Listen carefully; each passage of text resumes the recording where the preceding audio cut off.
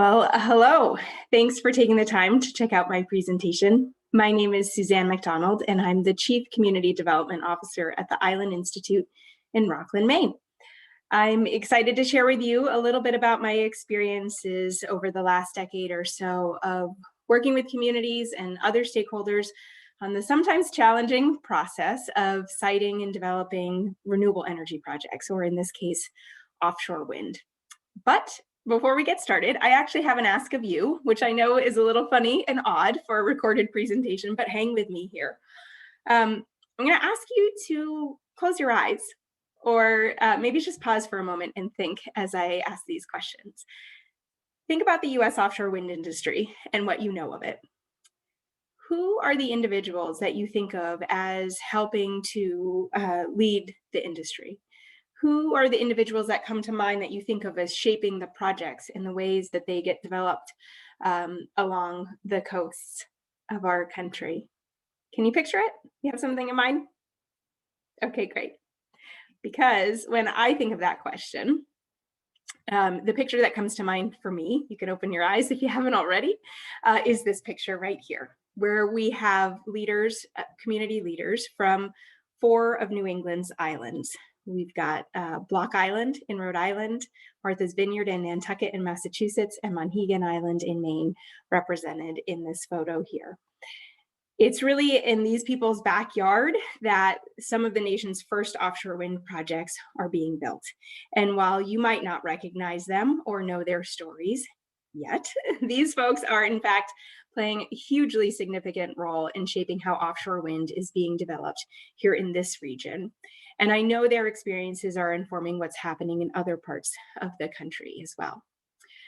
These are the folks who have spent countless hours over years becoming familiar, coming up to speed with the technical and regulatory aspects of offshore wind, and working so hard to ensure that their communities, no matter how small their size, have a seat at the table with decision makers. They've been working hard to help navigate the challenges and complexities of the conversations within their own communities about what the future of this industry might mean for the future of their islands. This photo includes 3 individuals that are participating in the webinar that will accompany this video: Kim Gaffett from Block Island, Richard Andre from Martha's Vineyard, and Tara Heyer from Monhegan. It was taken on one of the several times that this group has gotten together over the last 10 years or so to share their experiences and to support each other as they've grappled with what offshore wind means for their communities. This particular instance was back in March 2017 when the group visited the Block Island wind farm, which had just become operational. And a number of the developers representing the projects close to their islands joined them as well. Experiences like this one led the Island Institute to document the takeaways of island community engagement and offshore wind discussions over the last decade. And I'll talk about some of the lessons learned from that work shortly, but want to give you just a little bit more background first. So, who is the Island Institute and what do we have to do with offshore wind? Well, we're a 38-year-old nonprofit that partners with island and coastal communities in Maine on a host of community development issues. We see our primary charge as investing in people, in courageous leaders, which may just be people within our own communities, but courageous nonetheless, and collaborating with them to solve the complex challenges that are facing our coast. We like to keep our feet on the ground and roll up our sleeves to try to help make a difference locally within communities, working on pressing issues like increasing broadband access, lowering the high cost of energy, and dealing with rural education challenges. But we also like to keep our eyes on the horizon and try to understand how we can position these local experiences on the islands in ways that can lead to systems level change that will benefit many communities, regions, or even industries all at once. When it comes to climate and energy issues, well, like many places, we have a mixed bag of challenges and opportunities. You may know that island communities in New England, like all around the world, often pay a premium for electricity and heating fuel, which oftentimes can create a strong motivation to invest in clean energy projects. You're probably also aware of Maine's iconic fishing industry and how much it contributes to our state's economy. And perhaps you're even aware of the significant challenges that our fisheries are facing due to the changing ocean environment. And finally, as this wind speed map suggests, there's a lot of overlap between the Gulf of Maine's strongest wind resources, our island communities, and our fisheries, creating fertile ground for all sorts of interesting and sometimes challenging conversations about the potential for offshore wind in the Gulf of Maine. So how has the Island Institute related to this issue of offshore wind? Well, first, we've tried to make connections to a number of other conversations that have been taking place along the coast of Maine. At the time when offshore wind discussion started in Maine back in 2008, we were seeing how the concept of community-owned renewables was beginning to resonate. For example, many islanders in the region were becoming familiar with the story of Samsø Island in Denmark and their locally owned land-based and offshore wind turbines. At the same time, the Fox Islands Electric Cooperative on Vinyl Haven Island in Maine was developing its own community-owned wind project. So the idea of communities having a say in how their power was produced and the concept of how you connect the costs and obligations of power production to the benefits of those projects was gaining traction here on the coast of Maine. There were also have been a number of state and regional ocean planning processes that have been kicking off in the past decade or so and gaining a fair amount of traction in our neck of the woods.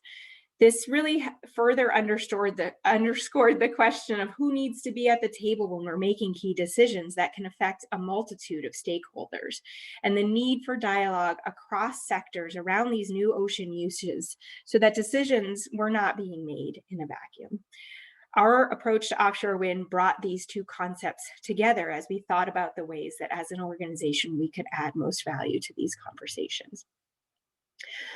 Probably the most significant area of focus for us has been to support stakeholders through cross-sector and cross-geography interactions to help them better understand and engage in the offshore wind development process. This has meant bringing together the perspectives of community leaders, fishermen, offshore wind developers, regulators, and others to create a fuller and deeper understanding of the issues at hand. We work to bring peers together from different parts of our region, New England, and also work to connect them with their counterparts in other parts of the world that have had more experience with offshore wind. Sometimes we would represent their questions and interests and concerns in co-created publications, but sometimes the most exciting times were when we would be able to bring people together in person through learning exchanges and sessions at local events. We even had the chance to bring islanders to visit each other's islands and see firsthand what they were experiencing. In addition to this regional approach, we've also spent a significant amount of time providing support to the community of Monhegan Island here in Maine as it worked to establish a process for engaging with the developers of the Maine Aquaventus offshore wind project. Through this work, we've been able to gain a great deal of insight into the challenges and opportunities of engaging in discussions about offshore wind.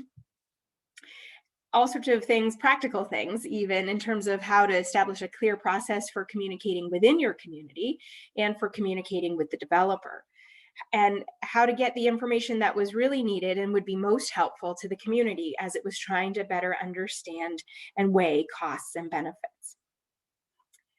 In 2015, we paused with some of this work to reflect on what we were learning and thought about how we might connect our work to broader social science research around stakeholder engagement and public acceptance. We're not academics by our primary focus, but we thought that by creating a framework for what we were seeing and learning on the ground would help make what we were seeing more accessible to a broader audience and hopefully help put it to use.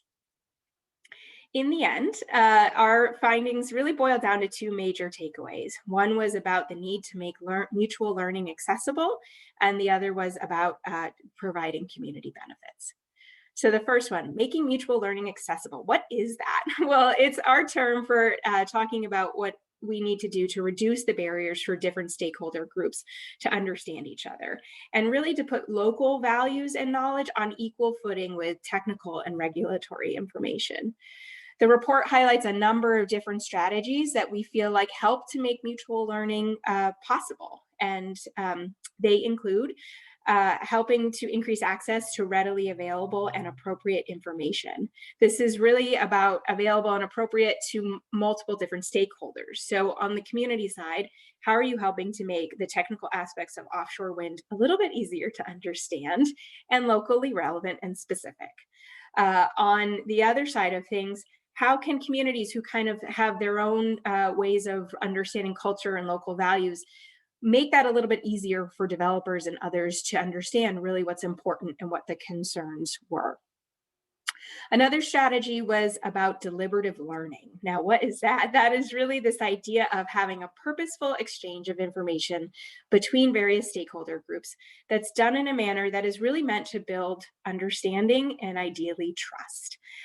Examples of deliberative learning that we've seen in the region over the last 10 years include some of the joint fact-finding work that was done through Rhode Island's ocean planning or SAMP process, and the values clarification work that was done on Martha's Vineyard and on Monhegan, as they really sought to help share what was most important to them when it came to the siting and development of offshore wind.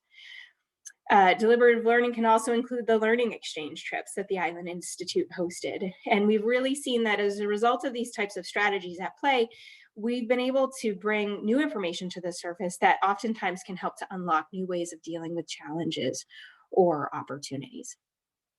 Being mindful of the messenger, that's something that we know well in this day and age, that the person or organization that brings information, that information can be accepted or not based off of how much trust or maybe understanding of the messenger themselves. And I think that that is something that can ultimately have quite a bit of influence on the process. It was interesting to see in our experiences the situation on Block Island, for example, where Deepwater Wind purposely hired somebody from within the community to work with them, so that there was somebody from within the community who really understood local concerns, had relationships, was trusted, and was able to bring information back to the developer to make it easier for them to understand what was most important to that community. Bridging organizations, sometimes we call them boundary organizations. The idea here is, how do we kind of in all of these strategies, in part, reverse this dynamic that can sometimes feel a little bit like David and Goliath or us versus them. There's this idea that community stakeholders oftentimes are the recipients of information when it comes to offshore wind proposals. The idea here is, how do we help communities to become the producers of information and empower them to really be able to share what's most important to them? We've talked about how bridging organizations really try to help bridge that gap through the ways that they can develop convenings, do some translation or sort of interpretation of this is what I'm hearing, maybe we should focus on better understanding this piece, and bringing expertise or resources to the table that can help multiple different stakeholder groups to understand something. The Island Institute has sought to play this role, and we know there are others in the region like Sea Grant and Sea Plan who have played this role at times in the past. The issue of timing is something that we also explore in the report.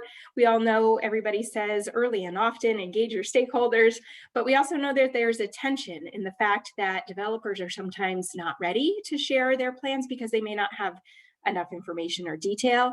We've seen communities get frustrated when they don't have that amount of a helpful amount of detail. And so there can be a tension of sort of when to come together with a proposal.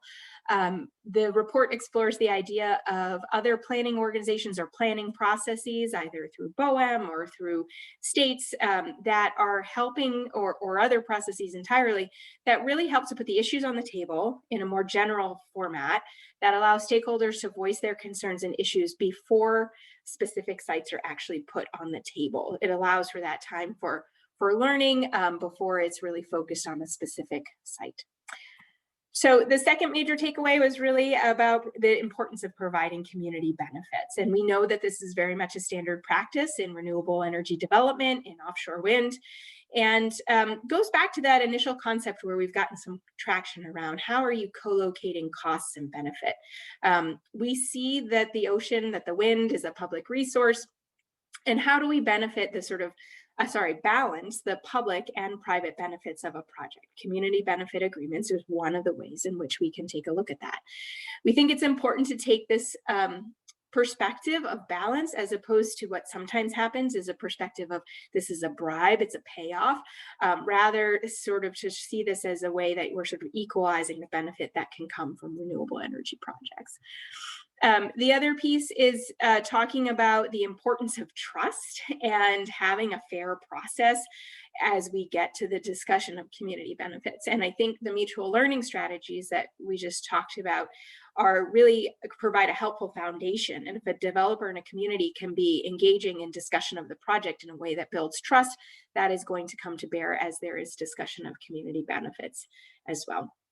And finally, what I think has been one of the biggest outcomes and takeaways for me in watching this process here in our region has been the importance of developing custom tailored and locally appropriate benefits. That is to say that if we are truly going to value local needs, priorities, perspectives in this process, we need to ask, where do communities see the opportunity for benefit? What seems commensurate with the impacts that they may sustain in the siting of offshore wind?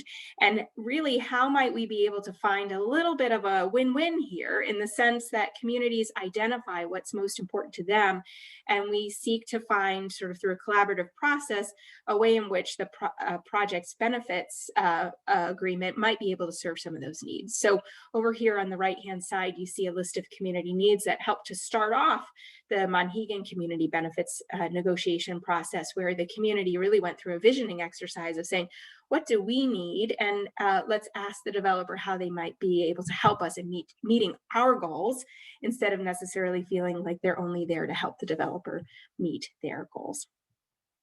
So I hope you might visit the Island Institute's website to check out this report. We also have a great video that summarizes the trip to Block Island and that exchange experience. You might find that helpful. Where do we go from here? What does this all mean from our perspective? Well, I have to say, I think it's been a delight to continue to see these communities stay in touch with each other and support each other as they move through these uncharted waters.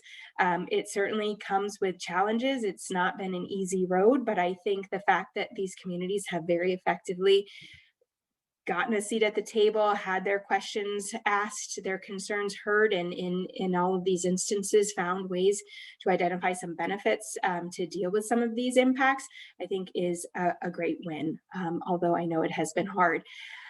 I think we've all also valued the opportunity to share the stories of what is being learned here in our region. We've seen interest from lots of different parts of the country to understand what's going on these little islands in New England, and in some cases as far as Hawaii, where the state there has been working to set expectations around community engagement and community benefits, that they've been briefed on a lot of this work as well. And time and again, I hear from islanders themselves as they're in the trenches doing this work, oftentimes as volunteers, not as electrical engineers or renewable energy experts, but as experts in trying to support their communities to move through tough situations. I think it has been important to them to feel like their experiences are going to benefit another community or make it a little bit easier on them because they're sharing what they have learned. They just want to help lighten the load with other communities, maybe help developers inform their strategies so it can feel a little bit more like a win-win. So I'm hoping that you can all help by sharing some of the stories from this presentation or the report, or better yet, the webinar discussion that goes along with all of this. And I do hope that as you continue to think about who is shaping the offshore wind industry in the United States, that you will keep New England's island leaders, even those from some of our region's very smallest communities, in mind. Think about the hard work that they're doing, the partnerships that they're forging, the new strategies that they are bringing to the table, and the ways that we can learn from them to help develop a clean energy future that centers around communities and their needs as locally and globally. So thanks all for listening in, and look forward to the discussion with the panelists.